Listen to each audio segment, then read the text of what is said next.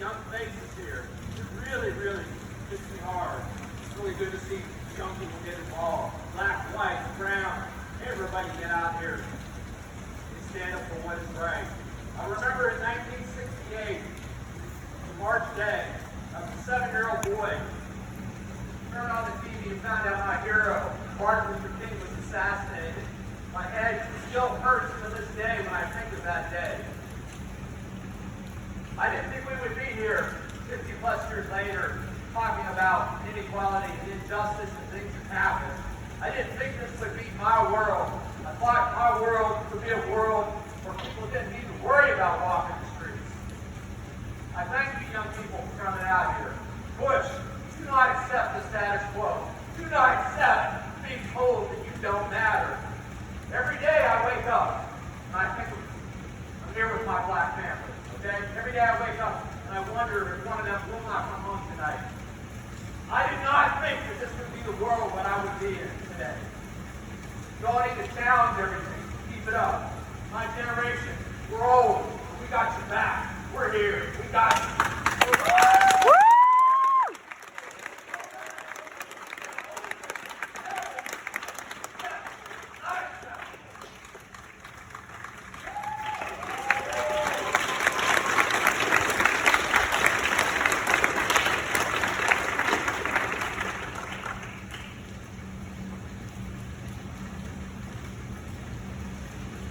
I've been to the DC protest, the Vienna protest, almost every single day this week.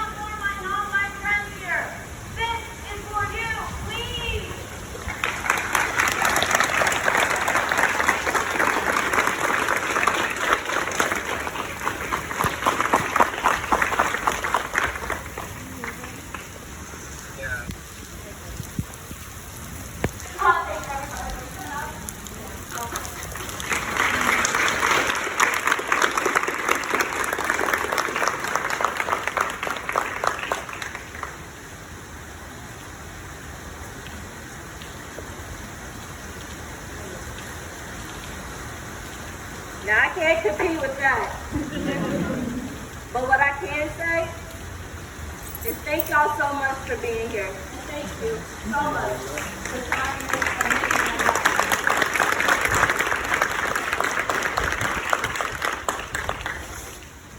If you're not knowledgeable on African American culture and things that are happening right now, why are you here?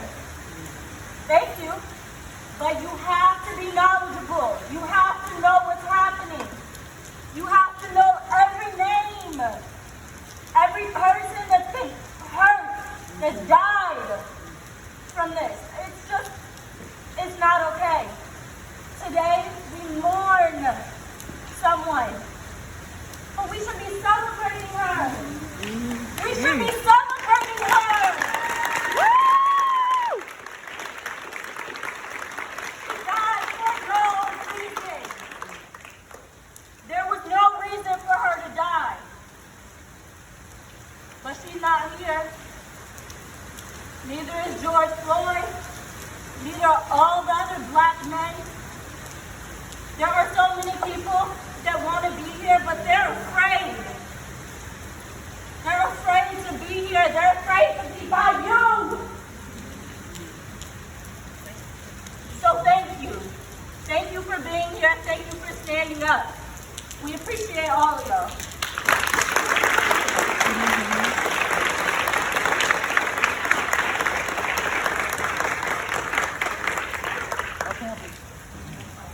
I just wanted to give a really big thank you to Colin. I'm not sure if you're here, but Colin, are you here? Colin? No, okay. But he was really the one who pushed me. Me and my group of friends, we wanted to start a protest in Fairfax, but we couldn't find a place where to stand.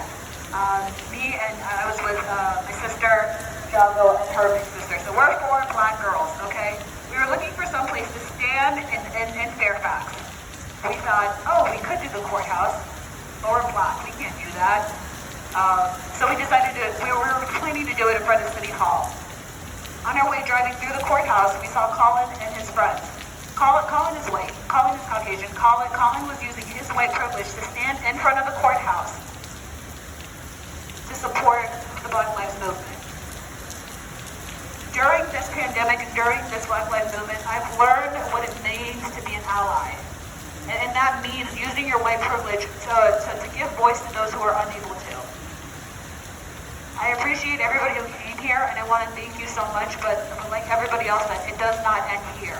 It does not end here. Before I get off this, I just wanted to sing a happy birthday to Breonna Taylor. She should be celebrating with us. She should be singing with us. She should be pulling out some candles. She should be going out with her friends, posting pictures on Instagram, getting her fit. And she should be doing all of that, but she's not. Because she was sleeping and somebody decided to shoot her. So, we're just going to sing the regular happy birthday and then the other part. All right, so happy birthday to you. Happy birthday to you. Happy birthday, dear Brianna. Happy birthday to you.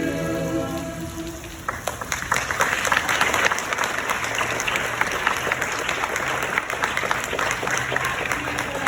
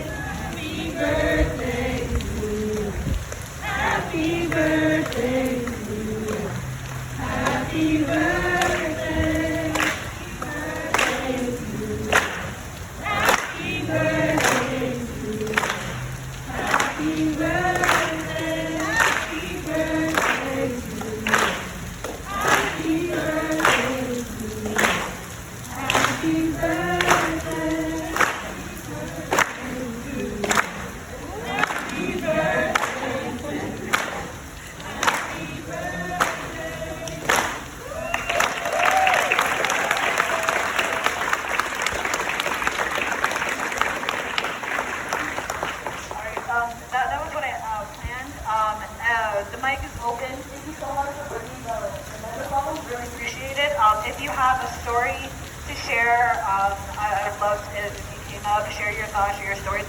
Feel free to leave also, but it's kind of late. So I guess you're gonna have to listen to some stories. And I really want to open the mic up, especially to those who have lived in the city and who have experienced any sort of racial bias, discrimination, any sort. If you don't feel comfortable coming up, you can whisper in my ear and I can tell the story as well.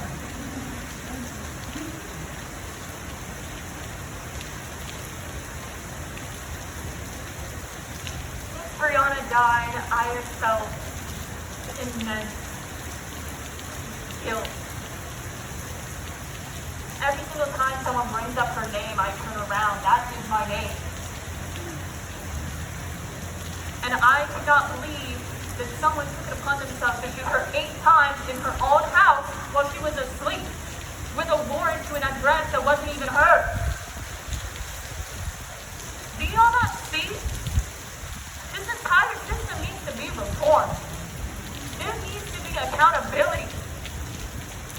Every bullet needs to be counted. When they turn off their cams, that is a felony. That is destruction of evidence. That is obstruction of justice. Racism is rampant in every community. Asian, Latino, white. It doesn't matter what color you are. Microaggressions and macroaggressions are relevant. They exist. I don't know how the hell you are a person of color and are racist. I don't get it. You just wish you had the privilege that white people have. And for those of you that are religious and you follow the Bible, you cannot be Christian and racist.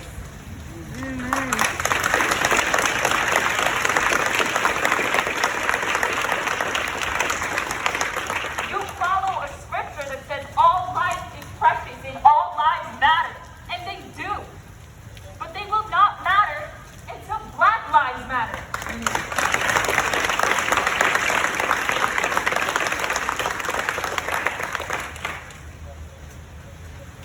I have been using my voice, my privilege, that I know I have, to raise awareness of how to protect yourself at these protests. Because so many of them are turning violent, by antagonists, by insiders of violence, even from the police. There have been so many videos of peaceful protesters on the ground on their knees with their hands in the air who get tear gas and shot with rubber bullets. How does that make sense? They're not a threat to their life.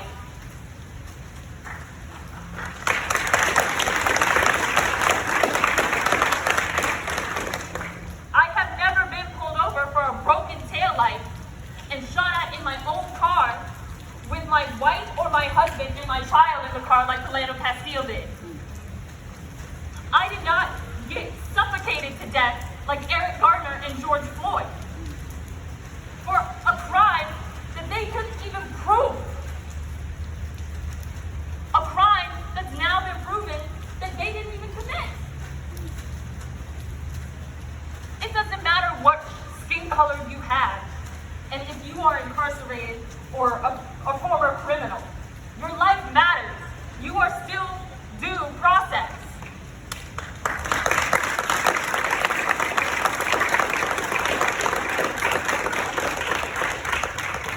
And it should be a crime to not allow people in prison to vote. They're still citizens. They're still people. They still live in this country. Just because they are behind bars or felons, their representation matters.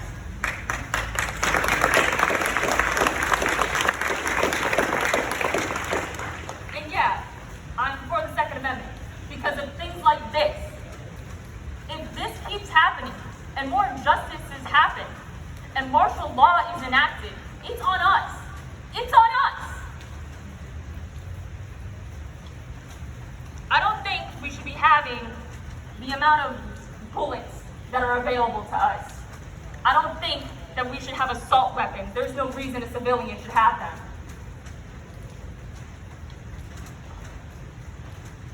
But it is our constitutional right to overthrow a government that is not for its own people, that is fascist, that is authoritarian, that is tyrannical. And I'm sorry if you don't believe this, but Donald J. Trump, our Cheeto-in-chief, threatened martial law if his followers did not go out and enact their Second Amendment rights on protesters. I don't know about y'all, but that just sounds like murder to me.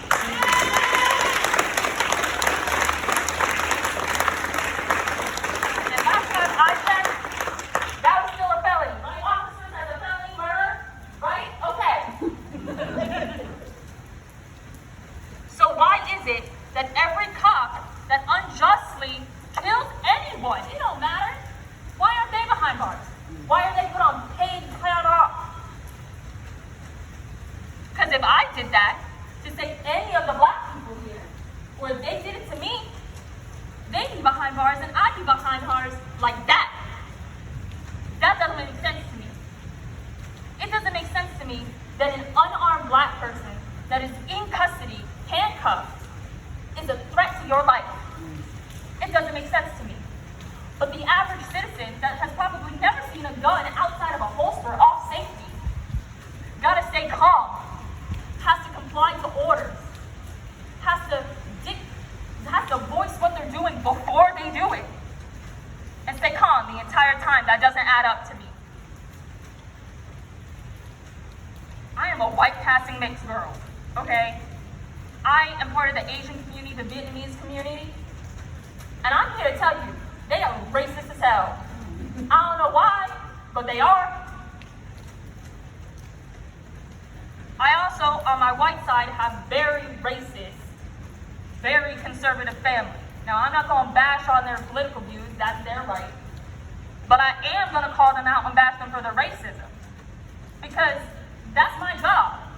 That's all of our jobs. White people, that's your job.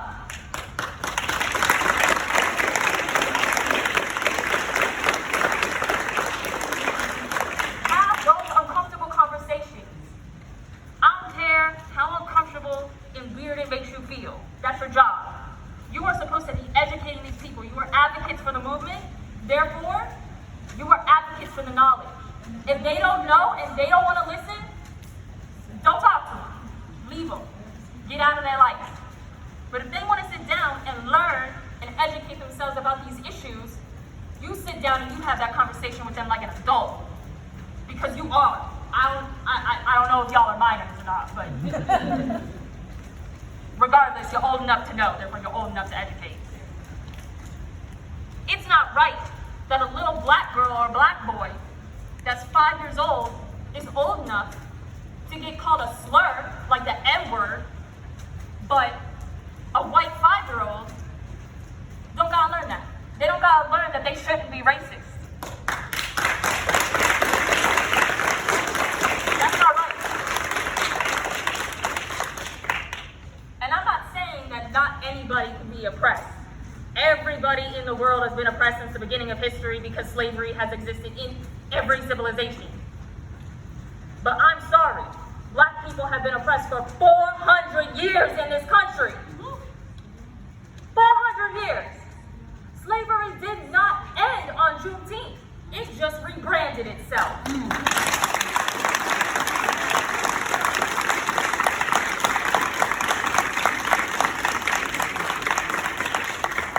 The reason the numbers tell you that black people make up 13% of the population, but half of the crime, is because black communities are policed more than white ones. I have lived in white communities, middle class white communities.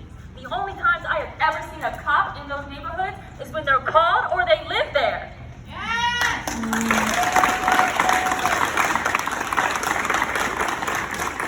I've also lived in black communities. My family's technically been homeless. But guess what? I always saw at least 10 cops in that community every damn day. That does not make sense. And for those of you that want to say, what about black on black crime? Here's what I tell you. It's almost like it has something to do with people that live in proximity together. Because white people have the same amount of crime on white people too. But y'all don't want to talk about it.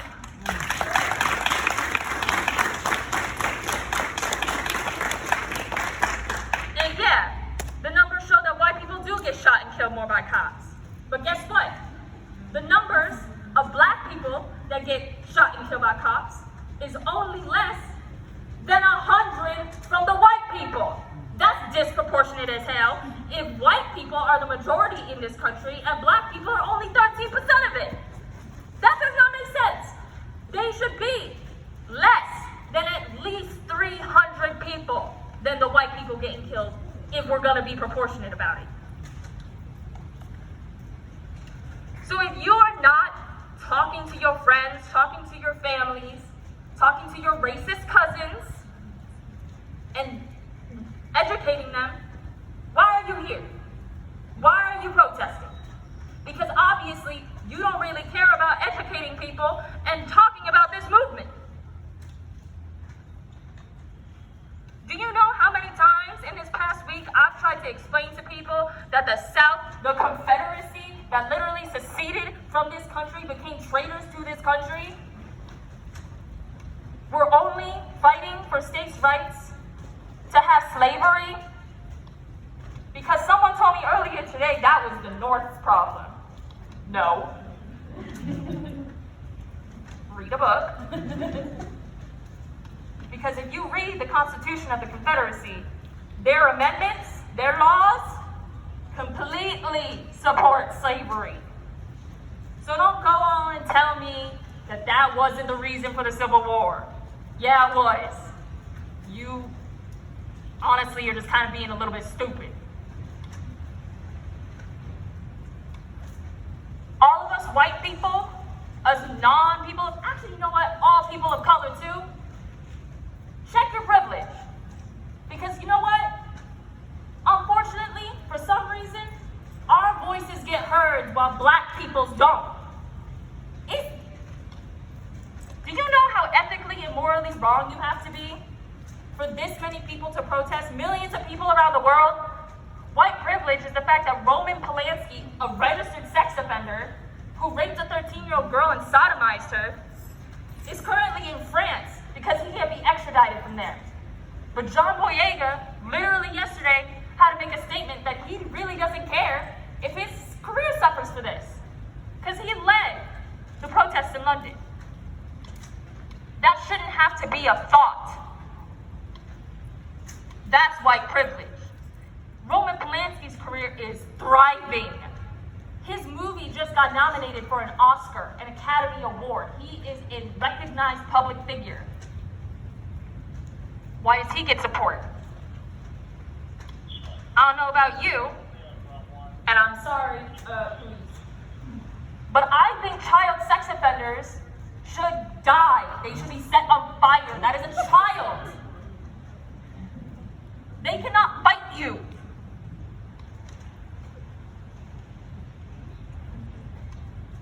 And black children and black women get trafficked more. The only white slaves that ever existed in this country are white sex slaves, and that's it.